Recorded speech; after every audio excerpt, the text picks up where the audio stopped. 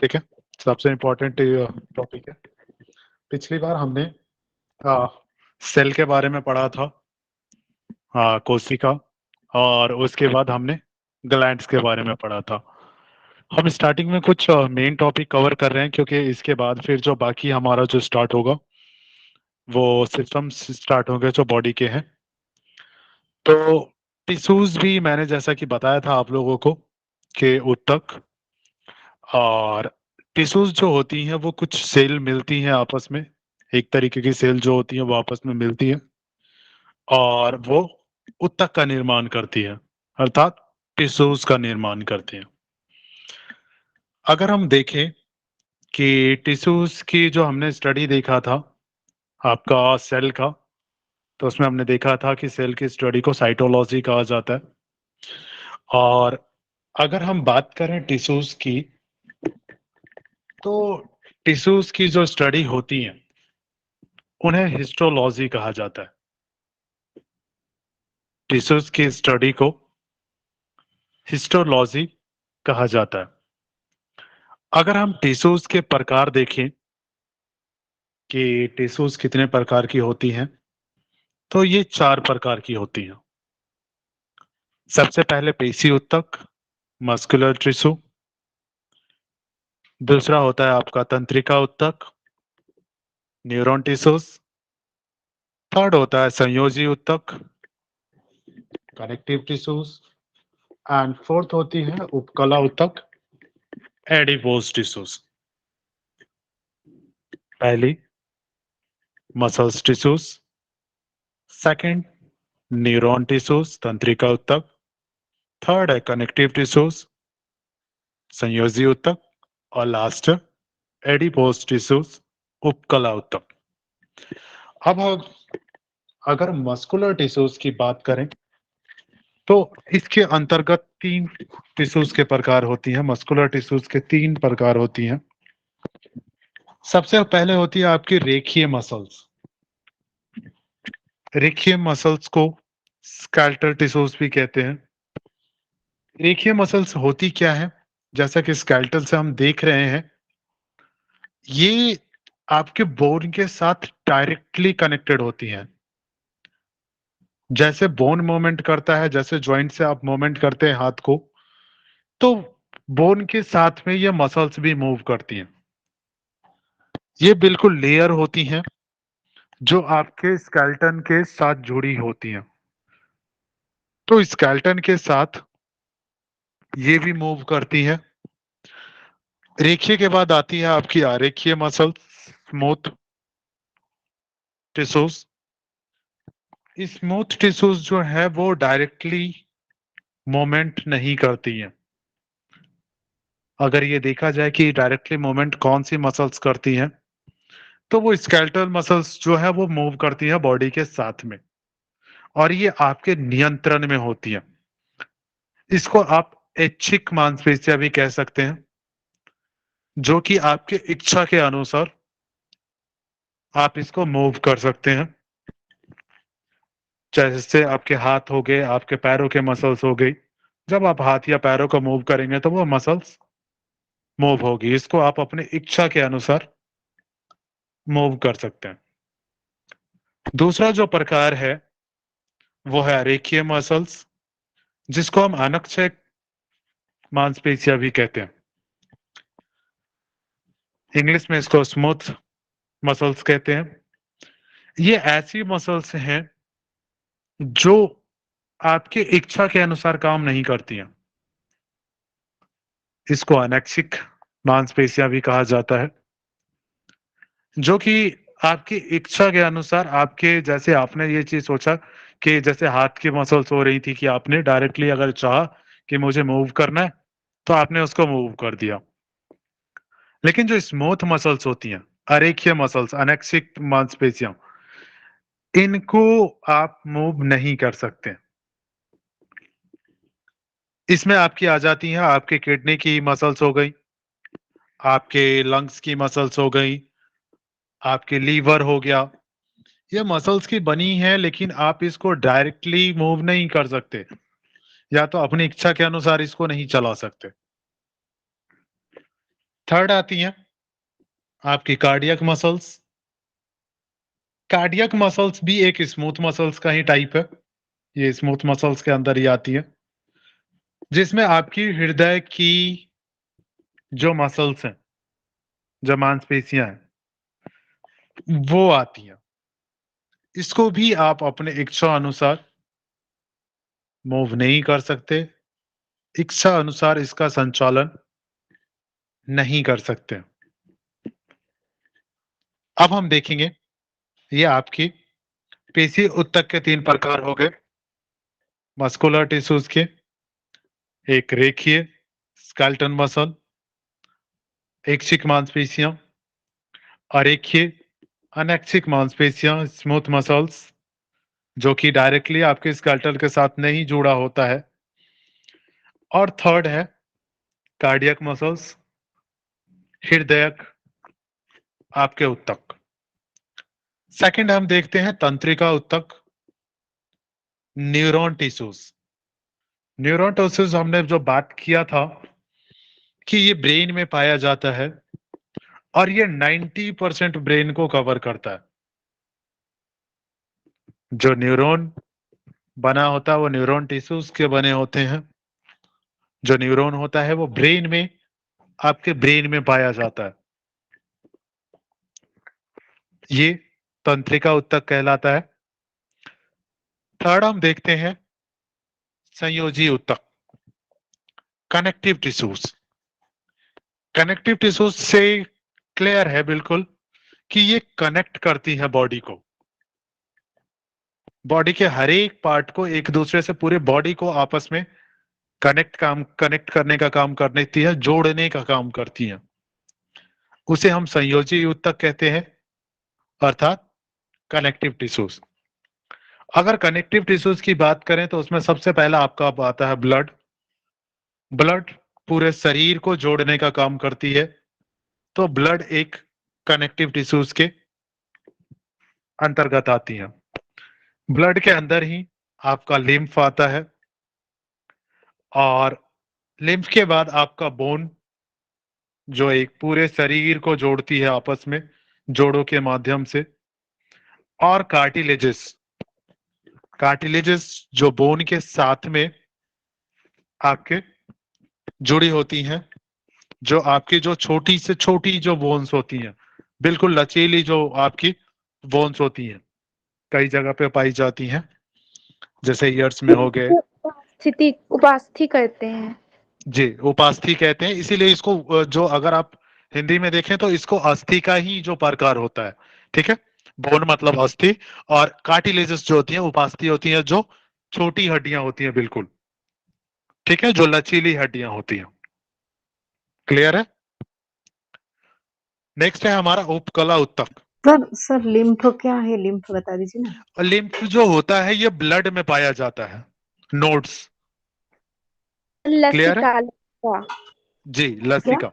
लस्सी का lymph nodes होती हैं, लसिका संस्था।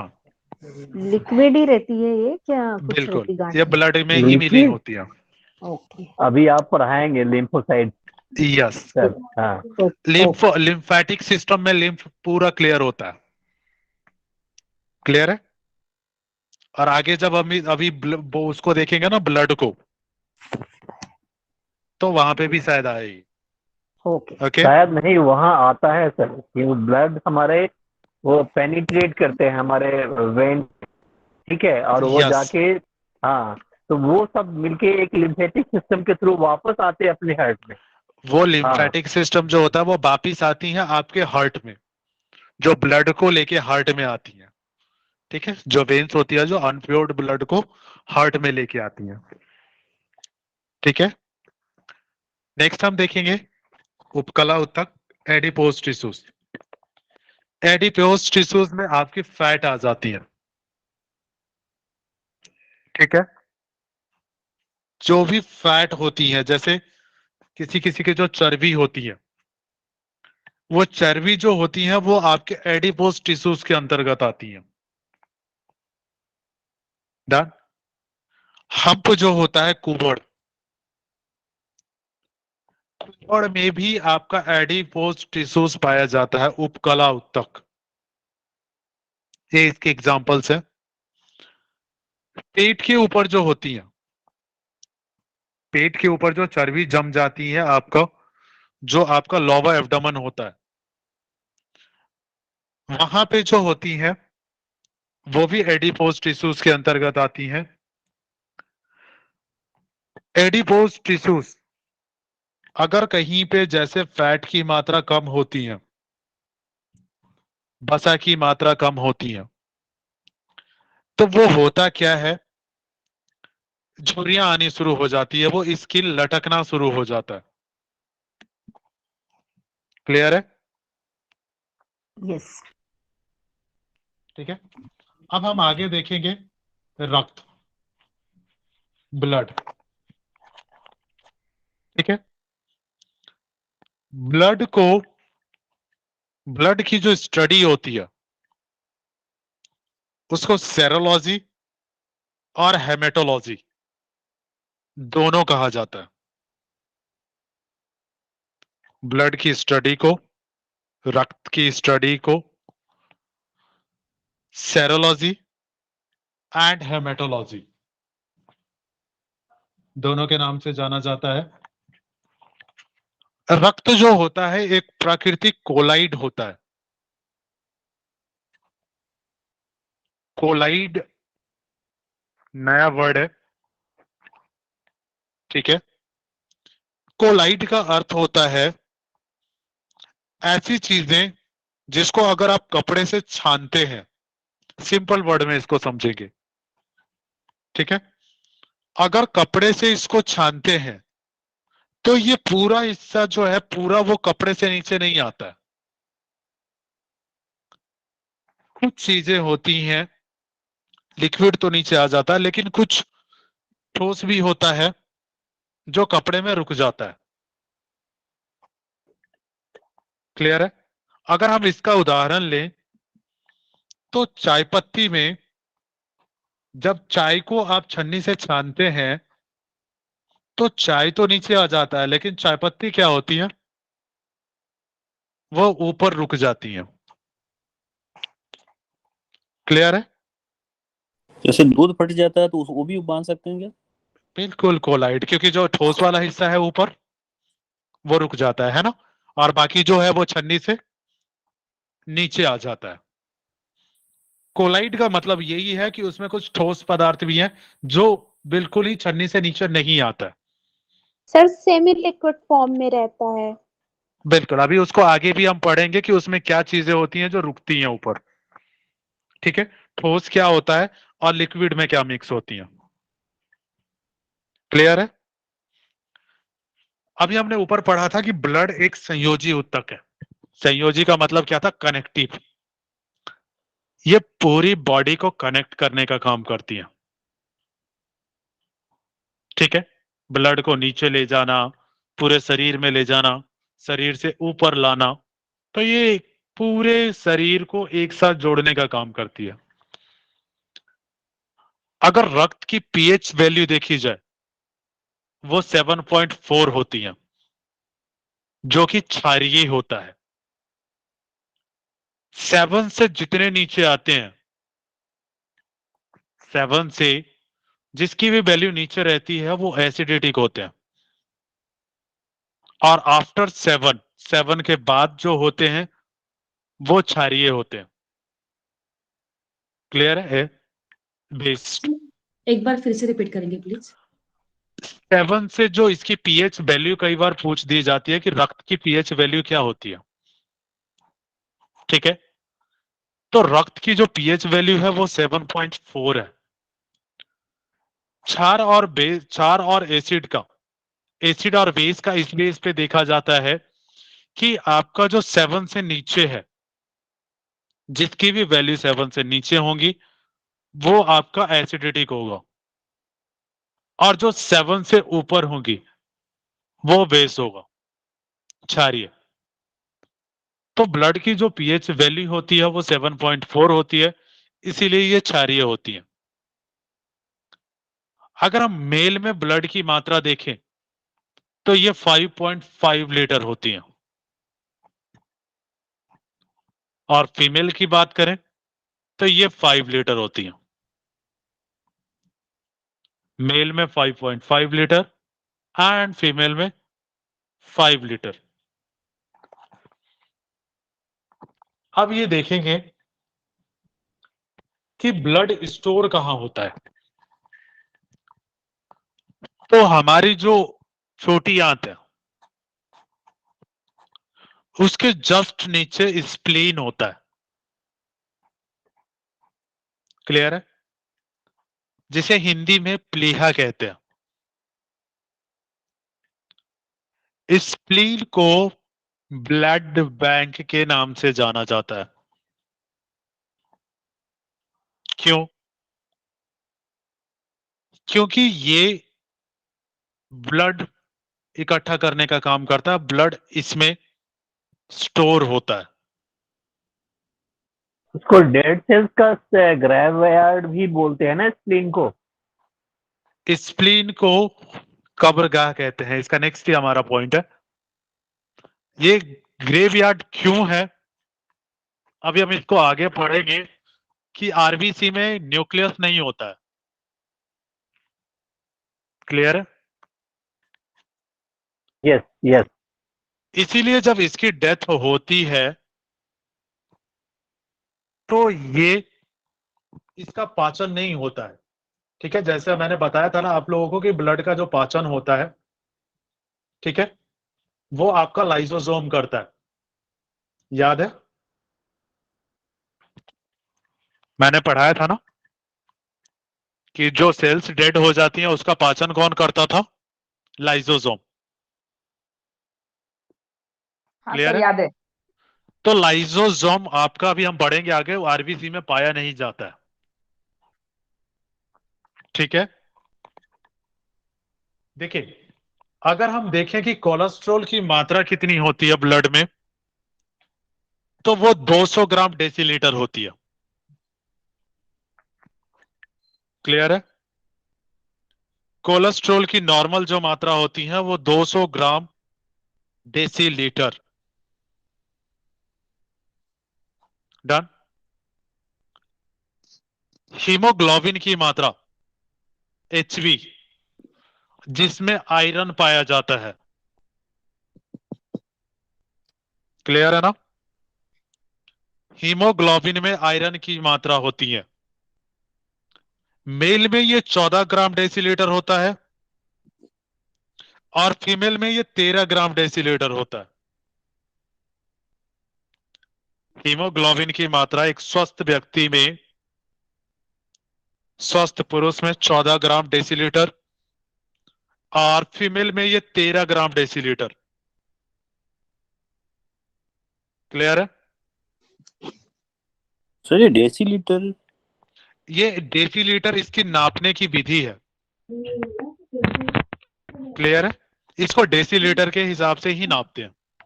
सर जैसे ये आप ग्राम के हिसाब से नापते हैं, बाकी अलग जैसे यूनिट के हिसाब से, जो यूनिट है ना इसका, वो यूनिट इसका डेसीलीटर में है। क्लियर है? Yes sir. Sir sir please एक इसको स्क्रीन को जी। ग्रेवयार्ड क्यों बोला था, प्लीज फिर से रिपीट कर दीजिए। ग्रेवयार्ड अभी मैं आगे जब बताऊंगा ना आपको आरबीसी, जी। तो आरबीसी में आपका न्यूक्लियस नहीं होता है और ना ही ओके उसमें ओके। लाइसोसोम पाया जाता है। एक चीज बताइए, जब सेल की डेथ होती थी तो लाइसोसोम उसको पचाने का काम करता था ना, लेकिन जब उसमें लाइसोसोम पाया ही नहीं जाता है तो उसका पाचन कहां होगा? ओके तो स्प्लीन उसको अपनी तरफ बुला लेता है कि तुम यहां आ जाओ। स्प्लीन उसको पकड़ के उसको पचा लेता है। ठीक क्लियर है? ओके। सर ये स्प्लीन को हिंदी वर्ड क्या है? स्प्लीन को आप प्लीहा कहेंगे। क्लियर है? यस। मैंने ऊपर लिख रखा है, ठीक है, स्प्लीन प्लीहा। ठीक है ना? Yes right. सर। इसलिए मैंने दोनों लिख दिया ताकि कंफ्यूज ना हो आप लोग। देखिए अब हम देखते हैं कि ब्लड का काम क्या होता है। ब्लड का काम होता है ताप को नियंत्रित करना। ताप को नियंत्रित कैसे करता है? एक चीज ध्यान देंगे, ये है वैसे आपको कार्डियोवास्कुलर में पढ़ने को मिलेगा, बट मैं यहां थोड़ा सा शॉर्ट में बता देता हूं, ठीक है। जो हमारा ब्लड पंप करता है हार्ट, वो जो शरीर में भेजता है उसकी स्पीड क्या होती है? 120 की गति से भेजता है वो। क्लियर है? हार्ट जो ब्लड पंप करता है वो आर्टरीज के थ्रू 120 की गति से पूरे शरीर में भेजता है, ठीक है ना। अब देखिए 130 से क्या मतलब है सर? जी, थोड़ा सा क्लियर की, 130 से क्या मतलब है? 120 इसकी गति है, किलो 120 की गति से ये शरीर में भेजती है। हाँ, गति का मतलब ये है कि kilometre per hour. Yes, clear है? ओके। सर ये शायद बीपी नहीं होगा 120 की, इतना प्रेशर रहता है। ये ब्लड प्रेशर का रेट आपने देखा है ना? ब्लड प्रेशर का नॉर्मल रेट क्या होता है?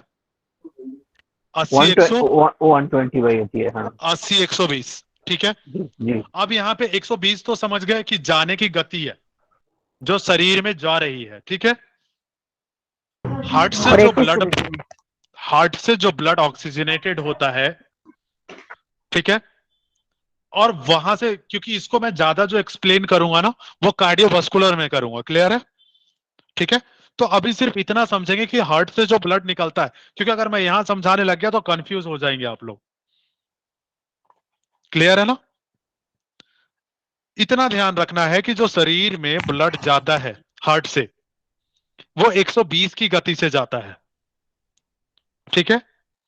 अब जो हमारी वेन्स होती हैं वो डीऑक्सीजनेटेड ब्लड लेके वापिस हार्ट में जाती है। वो कितने की गति से जाती है? वो 80 के गति से जाती है। क्लियर है? जी सर, जी सर। मैंने पिछली बार आपको बताया था ना कि वेन्स में कई बार होता है वेरिकोज वेन्स। एक चीज बताइए, ब्लड जब नीचे से ऊपर लेके जा रहा है और गति कितनी है? 80, तो ब्लड किस में रुकेगा? ज्यादा गति वाले में या कम गति वाले में? कम वाले में रुक जाएगा। भी तो बिल्कुल, वेरिकोज होता है। क्योंकि उसकी प्रेशर कम है ना। और मैंने बताया था कि वेन्स के अंदर जो होती हैं वो आपके वाल्व लगे होते हैं जगह जगह पे, ठीक है। जी गति कम होने की वजह से ये ब्लड नीचे ही रुक जाता है कई बार। क्लियर है? अब देखिए, जब 120 की गति से जा रही है, एक चीज बताइए, हाथों में जब घर्षण करते हैं हथेली आपस में, तो उसमें से एक ऊर्जा निकलती है, नहीं निकलती है? निकलती है ना सर। अब 120 की गति से जब ब्लड नीचे जा रहा है तो इसमें से ऊष्मा निकलेगा, नहीं निकलेगा? तो जब तक ये चलता रहेगा तब तक बॉडी में हीट रहेगी। क्लियर है ना? ओके। जी सर, जी 120 सर। की गति से जो चल रही है यही ऊर्जा का निर्माण करती है, जिससे शरीर का ताप नियंत्रित रहता है। क्लियर? किसी को डाउट तो नहीं? नहीं। No doubt. Okay, clear. अब देखिए, ब्लड का काम था, ब्लड में हीमोग्लोबिन पढ़ाया था अभी मैंने ना। जी। और हीमोग्लोबिन का काम क्या होता है? ब्लड को रेड ऑक्सीजन को कैरी ये करना। अपने साथ ऑक्सीजन को लेके जाती है, आयरन को लेके जाती है, ठीक है। ठीक है। तो ब्लड के साथ जो भी पोषक तत्व होते हैं हीमोग्लोबिन के अंदर, वो पूरे शरीर में जाने का काम करती है। इनको पूरे पूरे शरीर में ले जाने का काम तो ब्लड ही करती है ना, क्योंकि सारी चीजें तो ब्लड के अंदर ही हैं। हमने पढ़ा था कि हॉर्मोन्स भी जो होती हैं वो ब्लड में ही छोड़ी जाती हैं, जी सर। तो हॉर्मोन्स का भी तो परिवहन इंडोक्राइन। ब्लड ही करेगा ना। हम्म। क्लियर है? जी। सर इसमें रेड कलर किस कारण होता है? इसी कारण होता है क्या, हीमोग्लोबिन की वजह हीमोग्लोबिन से? के कारण उसका कलर रेड होता है। गुड। क्लियर है? ओके। चले, अब ये गैसों का आदान प्रदान करता है। अभी मैंने आपको बताया था कि होमोग्लोबिन में ऑक्सीजन की मात्रा भी तो जाती है। क्लियर है ना? और ये जब क्लियर है वापिस बिल्कुल। आती है तो कार्बन डाइऑक्साइड को लेके आती है वापिस। जी, हार्ट में। जो नीचे से जो ब्लड आता है जिसको हम अनप्योर्ड ब्लड कहते हैं। अनप्योर्ड ब्लड क्यों कहते हैं? क्योंकि उसमें नीचे से कार्बन डाइऑक्साइड मिला हुआ आता है। क्लियर है ना? यस। और ये ब्लड के माध्यम से वापिस हार्ट में पहुंचता है। तो वो कार्बन डाइऑक्साइड और ऑक्सीजन का परिवहन भी तो यही कर रहा है ना। यस। ना? अब देखिए, उत्सर्जी पदार्थ का परिवहन करता है। एक चीज देखिए, मैंने एक चीज बताया था आपको कि कुछ जो चीजें होती हैं जैसे अनप्योर्ड होती हैं, ठीक है, कुछ ठोस पदार्थ भी होते हैं जो ब्लड के साथ घूमते रहते हैं। क्लियर है? राइट। ये क्या काम करता है, एक चीज देखिए, ये भेजता है कहां पे? आपके किडनी में। ओके। और किडनी में होता क्या है, बाकी चीजें छन जाती हैं, ठीक है, और ब्लड जो प्योर होता है वो आगे बढ़ता है। और जो बाकी जो उत्सर्जी जो चीजें होती हैं, बाकी जो अनप्योर्ड चीजें होती हैं, वो क्या करता है, छान के जो आपका ये होता है किडनी, ये मूत्र के माध्यम से बाहर निकाल देता है। क्लियर है? Yes sir. छन्नी का काम करता है, घूमता तो रहता है ब्लड में, लेकिन किडनी क्या करता है, किडनी इनको पकड़ता है, इनके माध्यम से होता है, और बाकी चीजें छान के, जैसे कपड़े से छानते हो वैसे छाना, और बाकी जितना प्योर ब्लड है उसको आगे भेज दिया, और बाकी चीजों को एक्सक्रिएशन का काम कर दिया, क्योंकि किडनी एक्सक्रिएशन में आता है ना। राइट। क्लियर है? यस। चलिए, अब जो मैंने एक चीज पढ़ाया था, ब्लड का निर्माण कहाँ होता है? Bone marrow, bone marrow. आपकी मज्जा में। क्लियर? और भ्रूण का मैंने बताया था कि भ्रूण में तो एक्चुअली देखिए, अगर बोन मैरो में कहते हैं जो बच्चा बनना शुरू होता है, भ्रूण बनना जो शुरू होता है, जो भ्रूण होता है, उसमें बोन्स बनी ही कहाँ होती हैं? बोन्स होती हैं क्या? नो। तो उसमें अस्थि मज्जा कहाँ से आएगा, बोन मैरो? इसीलिए जो उसका ब्लड का निर्माण होता है वो लीवर में होता है। ओके। क्लियर है? अब देखिए, हम ये जानते हैं कि शरीर में ब्लड पूरा ऊपर से नीचे तक घूमता है, फिर नीचे से ऊपर आता है। किसने बताया ये कि रक्त परिसंचरण तंत्र भी होता है? रक्त का परिसंचरण होता है नीचे से ऊपर, ऊपर से नीचे। ये विलियम हार्वे ने बताया। क्लियर? विलियम हार्वे ने ये बताया कि जो ब्लड है वो हार्ट में आता है, हार्ट से नीचे जाता है, नीचे से फिर वापस हार्ट में आता है। क्लियर है ना? विलियम जी। हार्वे, इन्होंने ये बताया कि रक्त परिसंचरण भी होता है, रक्त ऊपर से नीचे और नीचे से ऊपर भी जाता है। डन? ठीक अब है। हम देखेंगे ब्लड। ब्लड जो होता है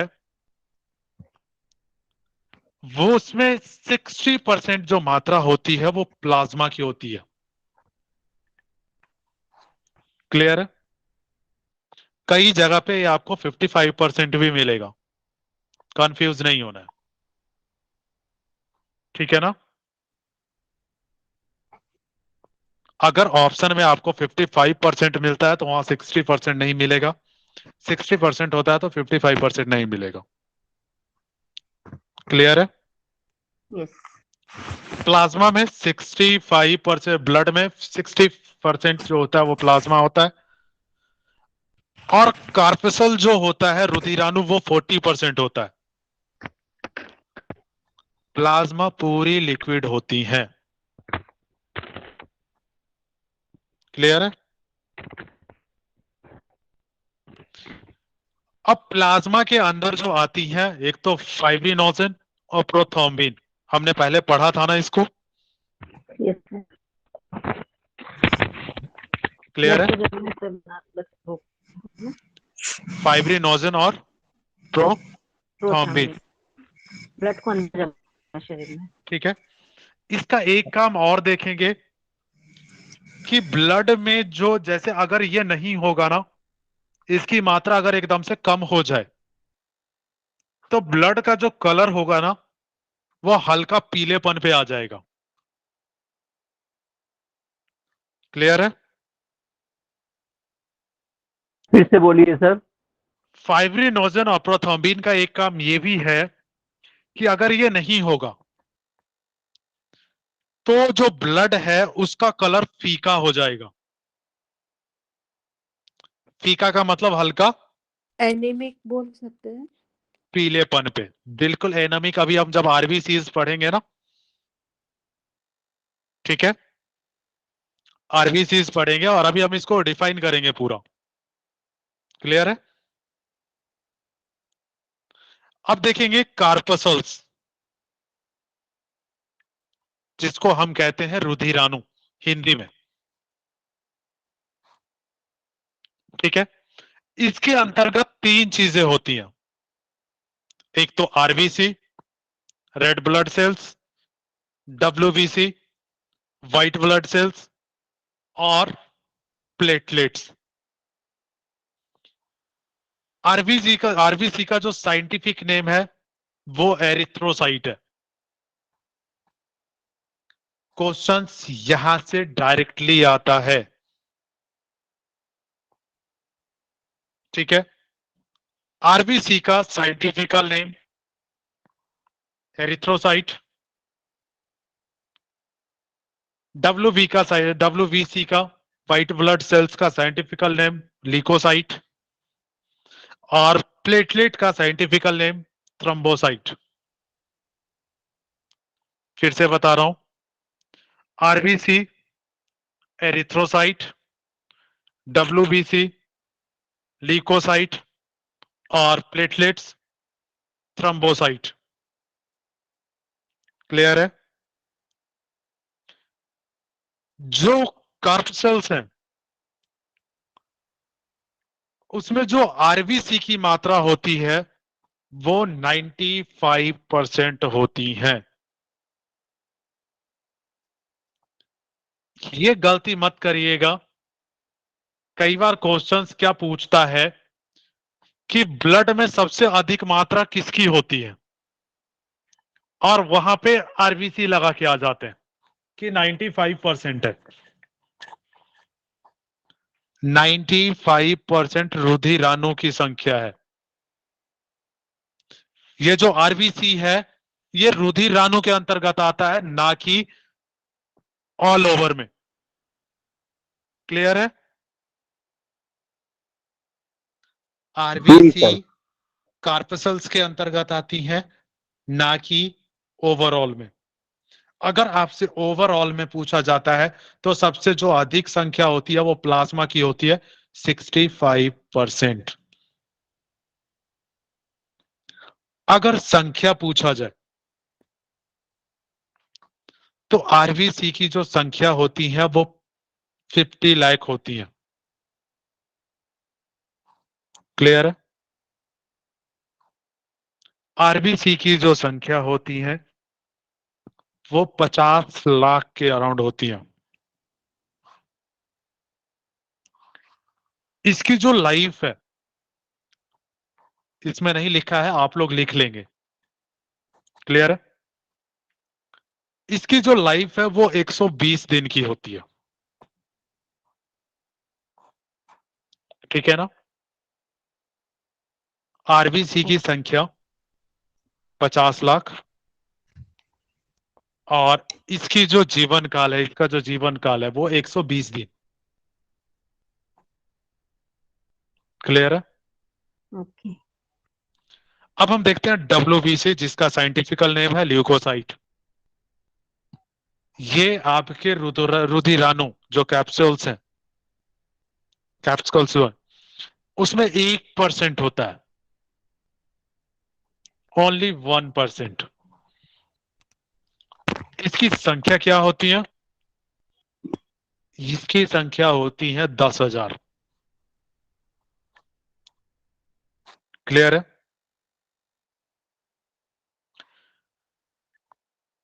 इसकी संख्या, इसका होता है 4 दिन का होता है। क्लियर है? डब्ल्यूबीसी का जो जीवन काल होता है वो 4 दिन का होता है। अब हम देखते हैं प्लेटलेट्स। प्लेटलेट्स को थ्रम्बोसाइट कहते हैं, साइंटिफिकल नेम इसका थ्रम्बोसाइट। इसकी संख्या 2 लाख होती है। अब आप देखिए, आरबीसी अकेले 50 लाख है और डब्ल्यूबीसी और प्लेटलेट दोनों मिला के भी अराउंड 1.25 लाख। इसीलिए आरबीसी की मात्रा सबसे ज्यादा है, 95% है। क्लियर है? प्लेटलेट का जो जीवन काल होता है वो 10 दिन का होता है। इसको लिख लेंगे, प्लेटलेट का जो जीवन काल होता है वो 10 दिन का होता है। क्लियर है? अब हमने ये चीजें देख ली, आरबीसी, डब्ल्यूबीसी और प्लेटलेट। जी, डब्ल्यूसी का कितना बताया सर जी? 4 दिन होता है। ओके। ठीक है। अब हम देखेंगे कि अब जैसे हमने तीनों को देख लिया, आरबीसी, डब्ल्यूबीसी और प्लेटलेट। अब हम देखेंगे कि इनका काम क्या है शरीर, रक्त में सर ये इसमें क्या काम वाटर का करते हैं। परसेंट तो आया नहीं? जी, वाटर का परसेंट, पानी। वाटर का परसेंट आपका, एक चीज देखिए, प्लेटलेट में पानी का परसेंटेज होता है और आपका प्लाज्मा में पानी का परसेंटेज ही तो होता है। प्लाज्मा में और क्या होता है? प्लाज्मा में 90% पानी। यस, प्लाज्मा लिक्विड है पूरा। और ये 10% कार्पेसल्स जो मैंने बताया ये ठोस है। ठोस भी रहता है सर उसमें 10% प्लाज्मा में, और 90% लिक्विड 90% जो होता है आपका पानी होता है। जी। Okay sir. क्लियर है? लिख लीजिएगा उसमें। ठीक है। तो टोटल ब्लड में मात्रा कितनी हुई आरबीसी की सर? 65%? आरबीसी की 95%, 65% नहीं। ओके। 1% डब्ल्यूबीसी और 4% प्लेटलेट्स, टोटल 100%। ओके। और ये है किसमें से? 40% में से 90% है, 95%। क्लियर है ना? ओके। ना कि ये ऊपर 100% में से। 100 में से तो 60% प्लाज्मा हो गया और 40% कार्पसल्स होंगे। क्लियर है? और 45% का 95% आरबीसी होगा, जो 40% है आपका। क्लियर? ओके। 45 में से 90%। 40% में से, ठीक है, 40% में से 95% 95 लिखा हुआ है ऊपर। ठीक है, ओके। चल आगे बढ़े। देखिए, अब देखते हैं ये आरबीसी काम क्या करती है। इसका नाम हमने देखा, साइंटिफिकल नेम एरिथ्रोसाइट। इसकी संख्या देखी हमने 50 लाख। इसका जो आकार होता है वो गोल होता है। यहां दिख रहा है ना आपको लेफ्ट साइड में, ये लेफ्ट साइड में इमेज दिख रही है ना, यस सर। जहां पे हाँ। आपका आरबीसी है उसके जस्ट नीचे ओके ओके। ये चपटी होती हैं। आकार में गोल होती हैं और ये चपटी होती हैं। क्लियर है? ठीक। अब ये देखेंगे कि ऊंचाई पे जाने से इसका जो आकार है वो बढ़ जाता है। क्लियर है? ओके। उसका रीजन होता है ऑक्सीजन का कम होना। जैसे जैसे ऊंचाई बढ़ती है वैसे वैसे इसका जो साइज है वो बढ़ता चला जाता है, क्योंकि ऑक्सीजन कम हो जाए। कम होता चला जाता है। क्लियर है? लाइसोसोम इसके अंदर नहीं पाया जाता। मैंने बताया था सभी सेल्स के अंदर लाइसोसोम पाया जाता है। क्लियर है ना? ठीक है। केंद्रक इसके अंदर नहीं पाया जाता है। अगर किसी के डीएनए की जांच करनी हो, आरबीसी का सैंपल लेके डीएनए की जांच नहीं की जा सकती है। क्लियर है? क्योंकि मैंने बताया था, याद होगा, डीएनए क्या और सर? आरएनए मिक्स होता है उसमें। सर प्लीज रिपीट क्लियर है कर ना? तो डीएनए की जांच के लिए न्यूक्लियस का होना कंपलसरी है। न्यूक्लियस मीन्स क्लियर है? केंद्रक ना? केंद्रक ना? जी, न्यूक्लियस मतलब केंद्रक। डीएनए की जांच के लिए। यस, क्योंकि मैंने बोला था ना उसमें डीएनए और आरएनए दोनों होता है। तो अगर डीएनए की जांच करनी हो तो केंद्रक का होना आवश्यक है ना। न्यूक्लियस से ही तो केंद्रक की जांच की जा सकती है। न्यूक्लियस से ही आपका डीएनए का जांच किया जा सकता है ना। क्लियर है? अब हम देखते हैं डब्ल्यूबीसी। डब्ल्यूबीसी का हमने देखा था संख्या 10,000, साइंटिफिकल नेम ल्यूकोसाइट। इसका जो आकार होता है वो अनिश्चित होता है। हमने इसका आकार देखा था ना, आरबीसी का गोल था, है ना। लेकिन डब्ल्यूबीसी का, इसमें एक चीज और देखेंगे आरबीसी में। एक चीज देखिएगा जो अभी मैंने बताया था आपको, आपका जो इसका जो कब्रगाह होता है वो कहाँ होता है? प्लीहा, लिम्फ स्प्लीन। स्प्लीन, हाँ, लिया। क्लियर है? क्यों? लाइसोसोम इसके अंदर प्रेजेंट ही नहीं है। आरबीसी का जीवन काल बताया था ना मैंने, 120 दिन। 120। 120 दिन बाद अगर इसकी डेथ हुई तो इसको सफाई कौन करेगा? लाइसोसोम तो इसको अंदर, इसके अंदर है नहीं, इसलिए है ना। स्प्लीन। क्योंकि लाइसोसोम होता तो इसको पचा के खत्म कर लेता। लेकिन जब लाइसोसोम नहीं है तो एक चीज देखिए, अगर कोई भी चीज एक जगह पड़ा रहेगा तो वो सड़ता रहेगा ना। प्लीहा क्या करता है, स्प्लीन इसको अपने अंदर रख लेता है। क्लियर है? Right. स्प्लीन इसको अपने अंदर पचा लेता है। डन। इसीलिए स्प्लीन को कब्रगाह कहा जाता है। क्लियर है ना? ओके। जी। अब हम देखते हैं डब्ल्यूबीसी। मैंने इसका आकार क्या बताया? अनिश्चित होता है और केंद्रक इसमें प्रेजेंट होता है। अगर हमें डीएनए की जांच करनी हो तो डब्ल्यूबीसी का सैंपल लेने से डीएनए की जांच हो सकती है। क्लियर है? ओके।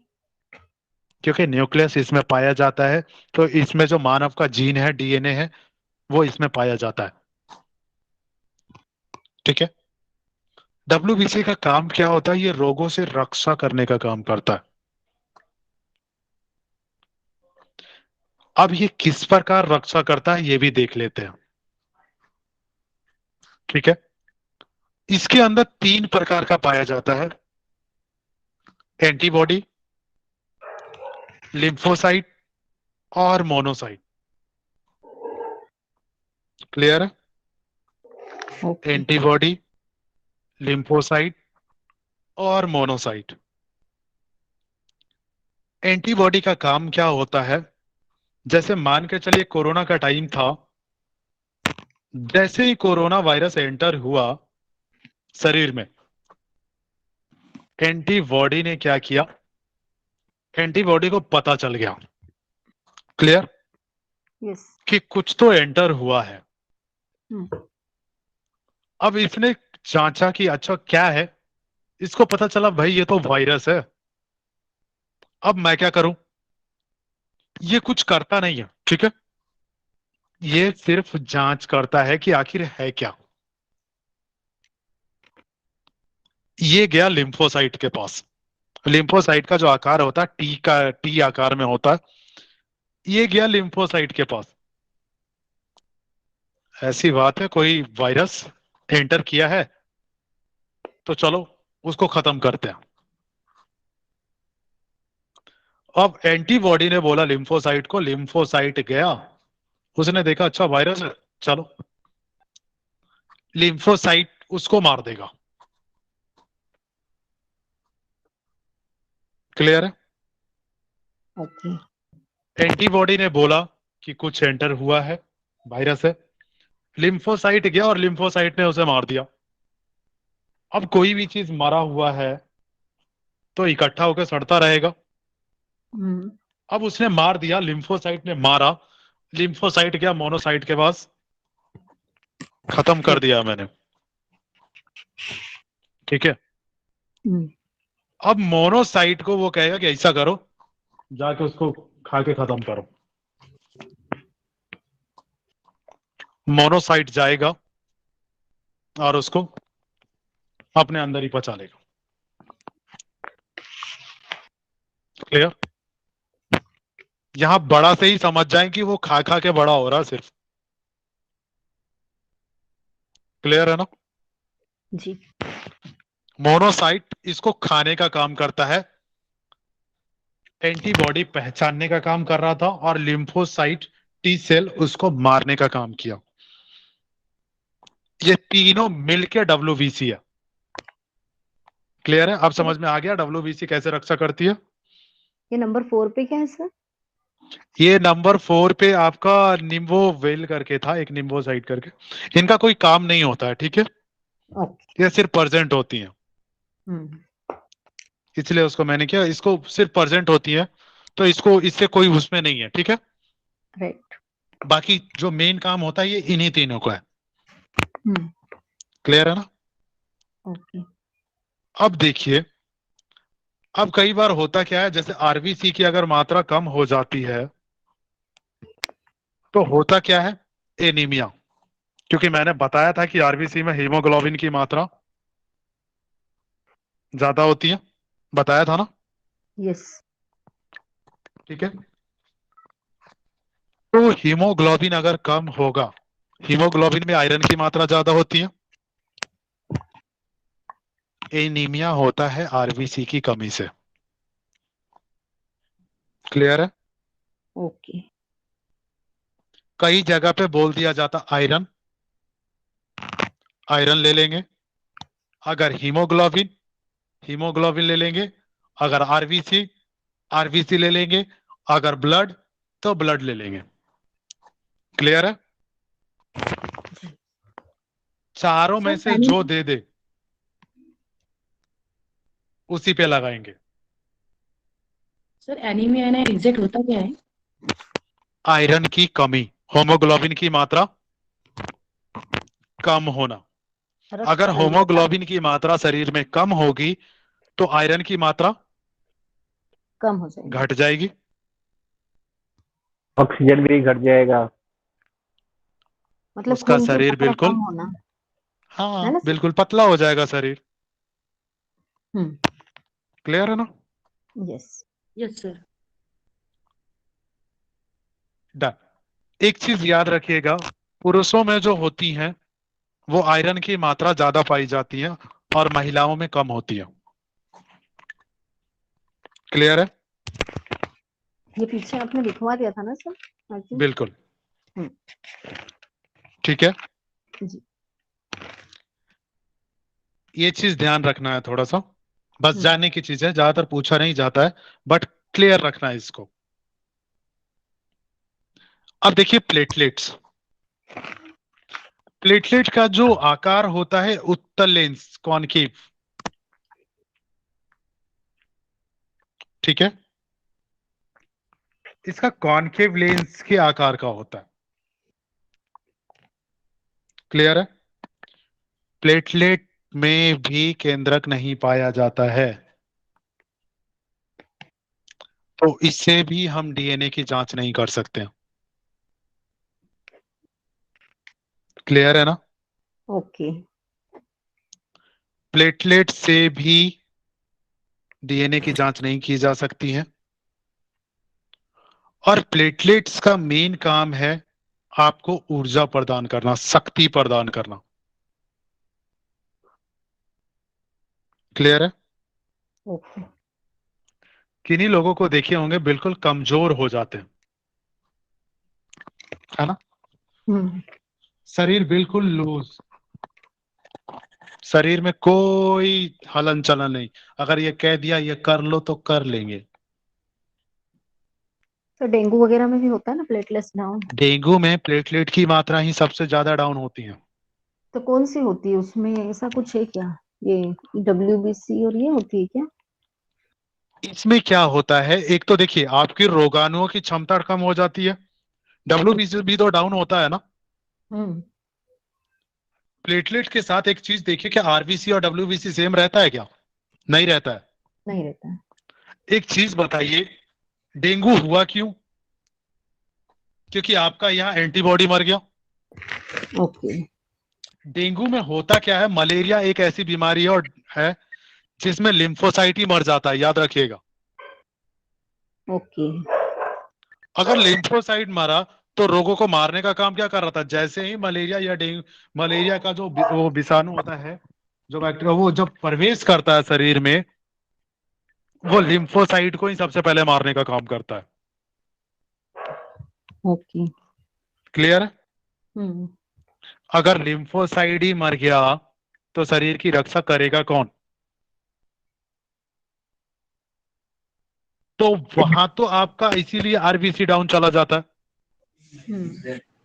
जी। एड्स की बीमारी वो मर जाता है HIV, HIV में। HIV में, HIV का जो वायरस होता है सबसे पहला अटैक वो लिम्फोसाइट पे करता है। क्लियर है? और वो ओके। लिम्फोसाइट को पहले खत्म करता है, उसके बाद तो फिर कुछ बचा ही नहीं।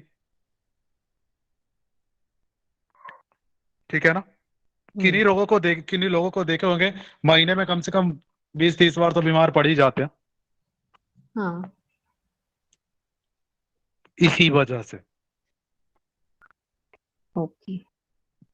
क्लियर है? ठीक है। एंटीबॉडी क्या काम कर रही थी? रक्षा करने का काम कर रही थी ना, वो पहचानेगा ही नहीं तो फिर वो किससे मारेगा मारना? क्या? हाँ, किससे मारना है ना। जब वो पहचान ही नहीं पा रहा है तो वो उसको बोलेगा क्या मारने के लिए? नहीं तो मारने वाला ही खत्म हो जाएगा ना। ये HIV में अच्छा, HIV में। जो एंटीबॉडी है वो आपकी प्रतिरक्षा तंत्र है, हाँ, वो नहीं रक्षा रहेगी। तंत्र है। ठीक ठीक है। है? मारने का काम भले कोई और करते हैं, लेकिन पहचानने का काम तो यही कर रहा है ना। तो HIV में एंटीबॉडी खत्म हो जाएगी एक सबसे पहले। लिम्फोसाइट, लिम्फो पहले होगा। अगर वो पहचान भी लिया तो करेगा क्या जब लिम्फोसाइट ही नहीं है? हम्म। अगर मान के चले उसको पता है कि ठीक है यार HIV का वायरस अंदर आया, लिम्फोसाइट गया और लिम्फोसाइट खुद ही मर गया वो, हम्म। अब एंटीबॉडी का क्या काम बचा? कुछ भी नहीं। सही। एंटीबॉडी पहचान के भी क्या कर लेगा? उसका काम मारने का नहीं है ना। नहीं।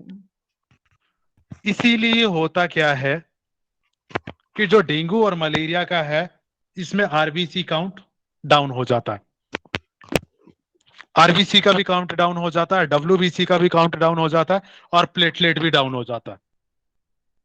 ओके। क्लियर है? राइट। जिसकी प्लेटलेट कम होती है उसको कहा जाता है आपको एलोवेरा देने के लिए। ओके। एलोवेरा का जूस प्लेटलेट बढ़ाने का काम करता है और गिलोई। क्लियर है? ओके। और जहां पे आरबीसी कम होता है वहां पे डॉक्टर देखिए, इसीलिए कहा जाता है कि अगर आरबीसी को रखना है बेटर तो फ्रूट्स लीजिए, सर वेजिटेबल्स लीजिए। पपीते जी के पत्ते भी अच्छे होते हैं प्लेटलेट्स के लिए, और बिल्कुल। आरबीसी के लिए पोमोग्रेनेट क्या बोलते हैं उसको, दाड़म अनार। दाड़म अनार, अनार। दाल ठीक वाली है, कोई भी चीज जो है ना वो अच्छी क्योंकि रहती इनमें है। होता क्या है, देखिए सिंपल सा आयरन चाहिए, आयरन चाहिए ना। आरबीसी के लिए ना। बिल्कुल, आरबीसी में सब। था क्या, हीमोग्लोबिन हाँ। जिसमें आयरन। यस। तो आयरन चाहिए तो हमें आयरन रिच्ड फूड लेना होगा ना। क्लियर है? राइट। मूंग का जो स्प्राउट्स कहा जाता है वो आयरन में बहुत ज्यादा रिच होता है। क्लियर है? Okay okay. लेकिन हालात ऐसे हैं कि यहाँ जब तक बीमार नहीं पड़ते हैं फ्रूट जल्दी खाते नहीं है। रियलिटी है या नहीं है? हाँ बिल्कुल। हाँ सर, जब तक कुछ होता नहीं कुछ खाते नहीं मतलब है, फ्रूट स्प्राउट भी। खाना है, पहले बीमार होना तभी फ्रूट खाएंगे। हाँ अगर कहीं किसी के लिए अनार लेके जा रहे हो तो समझ लीजिए कि कहीं लेटे होंगे तभी अनार जा रहा है। क्लियर है? यस। कोई क्वेश्चन? नो। सर हमारा ये यहाँ यस सर ये जैसे आरबीसी में लाइसोसोम नहीं होता, जी। डब्ल्यूबीसी में। डब्ल्यूबीसी में लाइसोसोम अगर केंद्रक है तो लाइसोसोम भी होगा। क्लियर है? हाँ, इसमें लिखा नहीं था आपने जी। लाइसोसोम होगा। ठीक है, इसका मैं कंफर्म करता हूं, एक सेकंड वेट करेंगे। ठीक है, डब्ल्यूबीसी का, क्योंकि अगर डब्ल्यूबीसी में अगर लाइसोसोम होगा तो वो लिम्फोसाइट को मरेगा तो फिर दोबारा जीवित कर देगा, है ना। जैसा कि हमने देखा था लाइसोसोम का क्या काम क्या था, कि वो पचाने का काम कर रहा था ना। ब्लड के समय ना। हाँ, लाइसोसोम, एक second. sir, lysosome also called as muramide is protein found in white blood cells whose role is yes to destroy the outer cell wall of bacteria during infections. Okay, ठीक है। तो यहाँ से क्लियर हो गया हमारा कि ये डब्ल्यूबीसी में प्रेजेंट होता है। क्लियर है ना? सर लिख लीजिएगा इसको। ठीक है, थैंक यू भैया। बाकी तो सब क्लियर है ना? सर एक डाउट पूछना था, किसी को अगर यस, डेंगू होता है तो उसके प्लेटलेट्स वगैरह कुछ शायद कम ज्यादा होते, तो ऐसे वक्त किसी और पेशेंट की भी उसको दिए जाता है, ऐसा कुछ होता है क्या? दोबारा पूछेंगे। अगर कोई इन्फेक्टेड है डेंगू की वजह से या फिर किसी चीज की वजह से, तो उसके प्लेटलेट्स कुछ कम ज्यादा होते हैं शायद, तो किसी और व्यक्ति की भी उसको दिए जाते हैं, ऐसा कुछ होता है क्या? बिल्कुल बिल्कुल बिल्कुल, हाँ, प्लेटलेट चढ़ाया जा सकता है। चढ़ाया जाता है, जैसे ब्लड किसी और का देते हैं ना, वैसे वैसे ही प्लेटलेट प्लेटलेट्स। भी स्टोर अभी करके रखे अभी रहते आप ये देख रहे, प्लाज्मा का भी आपने देखा था ना, कोरोना के टाइम में, याद है? Yes yes yes. प्लाज्मा से इलाज प्लाज्मा किया था ना। थेरेपी चल रहा था ना, एक दूसरे का हम्म प्लाज्मा चढ़ाया जा रहा था। जो ठीक हो गए उनकी एंटीबॉडीज। वैसे ही प्लेटलेट की मात्रा अगर कम होती है, कंटिन्यूअस डाउन होता जा रहा है, तो एकदम से एक्सट्रीम लेवल पे नहीं बढ़ाया जा सकता ना, अदर्स थिंग से थोड़ा सा टाइम लेता है। ओके। लेकिन अगर एक्सट्रीम लेवल पे डाउन होता जा रहा है, क्योंकि मेरी भी कोई नॉन में थी, तो मैं उनको लेके गया था अराउंड डेंगू के टाइम में, तो इसकी 2 लाख संख्या होती है, उनकी जो संख्या थी वो 15,000 पे थी। तो 15,000 अगर सोचे, 2 लाख और 15,000, उनको तुरंत से 2 पाउच उनको चढ़ाया गया प्लेटलेट्स। क्लियर? वो कैसे है क्योंकि ना, एकदम उनका लाइफ अभी प्लेटलेट्स का लाइफ 10 दिन है ना, तो बढ़ने में 10 दिन लगेगा। और जो बिल्कुल जैसे कि बोला कि अगर 10,000 बन गया या 15,000 बन गया 2 लाख से, तो उतना तो 10 दिन तक वो बंदा जिंदा नहीं रह पाएगा, तो इसलिए अगर इमीडिएटली थोड़ा 15,000 चढ़ाना और पड़ता है। 10,000 पे बिल्कुल काउंट डाउन जाता जा रहा है, वो स्टेबल नहीं हो रहा है, उस स्थिति में दूसरा ऑप्शन कुछ बचता नहीं है। हाँ, और तो मतलब अगर उसको थोड़ा देने नहीं के बाद, चढ़ाएंगे तो फिर डेथ होगी। हाँ मतलब थोड़ा देने के बाद, मतलब 1 लाख या 1.5 लाख देने के बाद उसको फिर नेचुरल जो पपीते के यस, पत्ते या वो ऐसी आफ्टर चीजों से 10 बढ़ा डेज में सकते फिर बाकी चीजें देते चले जाएंगे तो वो नेचुरल बनता चला जाएगा। हैं, क्योंकि बनने में ज्यादा नेचुरल, दिन नहीं लगते, वो 10 दिन यस, में 10 मतलब दिन का बनता डे भी है, रहता है। इसका 10 दिन का लाइफ होता है, तो 10 दिन बाद दोबारा बन जाता है ये। क्लियर है ना? जी यस सर। सर फिर ये प्लेटलेट्स देने के लिए भी कुछ कंडीशन होती है क्या, क्या यानी किसी विशिष्ट आदमी का ही देना पड़ता है, ऐसा कुछ होता है ये क्या, किसी को भी डॉक्टरी चलेगा? लैंग्वेज है, वो मैच देखते होंगे, ओके। वो मैचिंग देखते होंगे, ऐसा नहीं है कि कुछ चीजें चेक तो करते होंगे वो लोग, है ना। ओके। जैसे ब्लड में एक दूसरे को ब्लड ग्रुप देख के चढ़ाया जाता है, तो उसी हिसाब से प्लेटलेट्स का भी कुछ क्राइटेरिया होगा। सर क्लियर है? ऐसे ही WBC भी दे सकते हैं ना? WBC का भी यही है? WBC का निर्माण 4 दिन में ही हो रहा है। हाँ। क्लियर है ना? हम्म। तो 4 दिन में वो दोबारा कवर कर लेगा, ओके। है ना, हम्म। क्योंकि उसका जीवन काल 10 दिन है तो टाइम लगेगा ना। ना अगर सर, आरबीसी की, जी यस, उसमें जैसे ब्लड बैंक रहता है ना सर, तो उसमें रखा जाता है तो वो खत्म हो जाता है ना, तो रख नहीं सकते हम डबल बिल्कुल नहीं आरबीसी रख को रख सकते, सकते हैं, बाकी को नहीं रख सकते। बिल्कुल नहीं रख सकते। हाँ, तो प्लेटलेट को भी नहीं रख सकते और इसको डब्ल्यूबीसी को भी नहीं रख सकते, WBC को भी नहीं रखा जा सकता, यस। आरबीसी को रख सकते हैं। स्टोर नहीं कर सकते मतलब? स्टोर नहीं कर सकते, सिर्फ आरबीसी को स्टोर कर सकते हैं, क्योंकि 120 डेज है। ओके। ठीक है, हम्म। क्लियर है? यस। और कहीं कोई डाउट? ये WBC का जो जीवन काल कहीं 4 से 5 दिन में हो सकता है? बिल्कुल 4 से 5 दिन, आप 4 से 5 दिन कर दीजिए। ठीक है, ऑप्शन में आपको वही मिलेगा, 4 से 5 दिन या तो 4 दिन, लेकिन 5 दिन नहीं मिलेगा। ठीक है, क्लियर है? Yes sir. अगर 4 ऑप्शन में ना होना, अगर आपको पूछा जाता है कि WBC का जीवन काल अगर 4 ऑप्शन में ना हो तो आप 5 लगाइएगा। क्लियर है? क्योंकि नियरेस्ट है। डन ना? ओके। Yes sir. चलिए, और किसी का कोई डाउट तो नहीं कहीं पे? ये ब्लड में हमारी इतनी चीजें आती हैं ज्यादा